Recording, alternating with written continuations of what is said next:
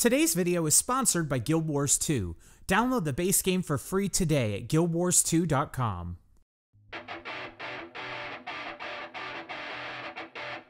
Hey everyone, Colt here for MMOHuts.com, and today we're doing a beginner's guide for Guild Wars 2.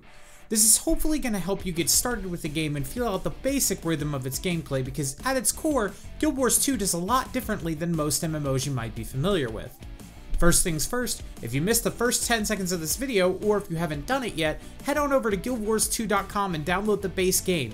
You can get it for free right now. Once you've done that, we can move on to character creation. So here in character creation, we have to pick our race and class first. Unlike other MMOs, Guild Wars 2 doesn't go ham on racial bonuses, so all the race, gender, and class combinations are going to be the same. With that in mind, pick whatever race you like. I'm personally a fan of the Char and the Sylvari, but each race has several different branches to their own personal stories, so you'll want to try them all at some point. Guild Wars also features a bunch of really cool and dynamic classes. Honestly, you should pick whatever sounds coolest to you, but a good starter class is the Guardian. One thing to keep in mind is that there's no dedicated healing class. All classes have access to some kind of healing on some level, even if it's just for themselves. Also, any class can revive downed allies, so make sure you lend a hand if you see someone get dropped.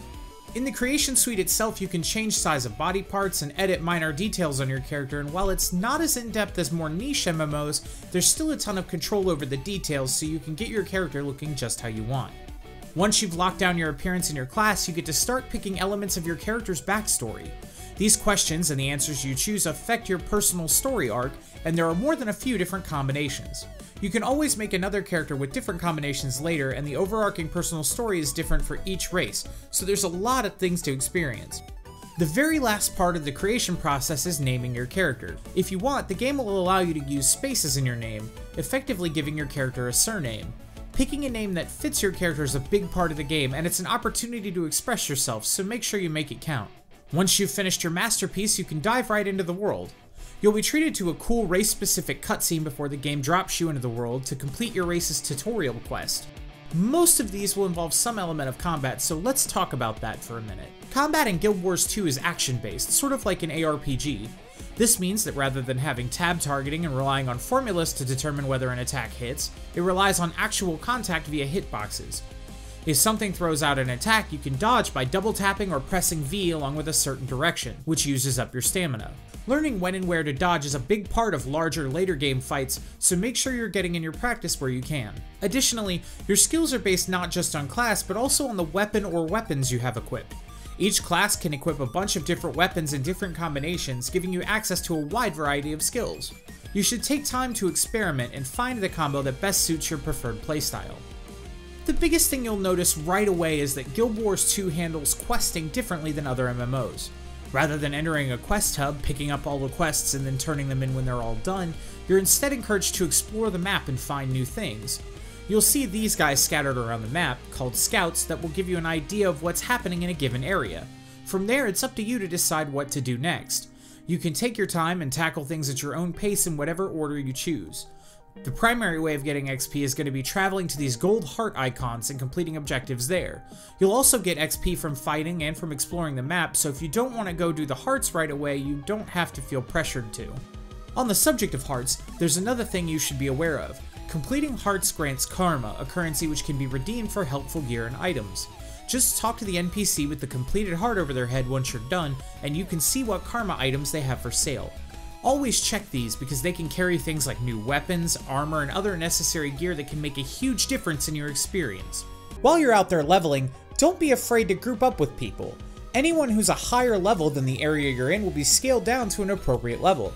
This ensures that content is always a challenge and also helps to prevent people from abusing high-level allies to quickly clear content. Also, if you find yourself being scaled down to an area, don't worry, you'll still earn XP relative to your level, so you don't have to give up your own progress to help your friends. Another interesting thing that sets Guild Wars apart is the jumping puzzles. There are platforming challenges scattered throughout the world that grant loot and experience for completion. Some of them can be pretty hard, even bordering on frustrating, but don't give up. Completing them is incredibly satisfying, and the rewards are none too bad either. While you're exploring the world, you'll also encounter one of the coolest things Guild Wars 2 has to offer: world events. These will pop up at random all the time. They're worth great XP and they're fun to boot. They range from repelling invading bandits to fighting a huge dragon on a frozen lake, and they'll usually bring a ton of players in the area all to one spot, which is always neat to see. If you're coming from another MMO, especially one like World of Warcraft, you should know that the game doesn't have a dedicated item for travel like Hearthstone's. Instead, you'll unlock waypoints, blue diamonds on the map, by getting close to them, and you can fast travel to any point you've unlocked for a small fee at any time so long as you aren't in combat. This can be a huge time saver, so make it a point to grab every waypoint you find. You never know when you're going to need to come back to an area quickly. You won't get a mount unless you've purchased Path of Fire and have reached max level, and while walking can lead to fun exploration, it can take a while. Take advantage of the fast travel. As you're progressing through the game, you'll receive hero points, which are your primary way of investing in your character's build. Mostly you'll get these from leveling, and you'll start being able to spend them at level 11. There are also challenges in each map that allow you to gain extra points. To ensure your character is as strong as possible once you reach the max level, make sure you're grabbing as many of these extra points as you can. They make a huge difference. Obviously, if you want to get the most out of Guild Wars 2's content, you'll need the expansions, Heart of Thorns and Path of Fire. Even without the expansions though, Guild Wars 2 is always receiving new free content and worldwide events. ArenaNet is dedicated to supporting the game they've made and making sure there's always new things right around the corner in the way of new fractal dungeons, bosses, and story chapters. The major chunk of the free content Guild Wars 2 offers is the Living Story. Right now, Season 4 of the Living Story is free if you own the Path of Fire expansion. They're only free for a limited time though, so if you find yourself getting into the game, you definitely want to consider picking up the expansion so you don't miss out on the new chapters as they drop. If you haven't got Path of Fire yet, you can claim your access to the story in advance, so you'll be able to play it for free once you've bought the expansion.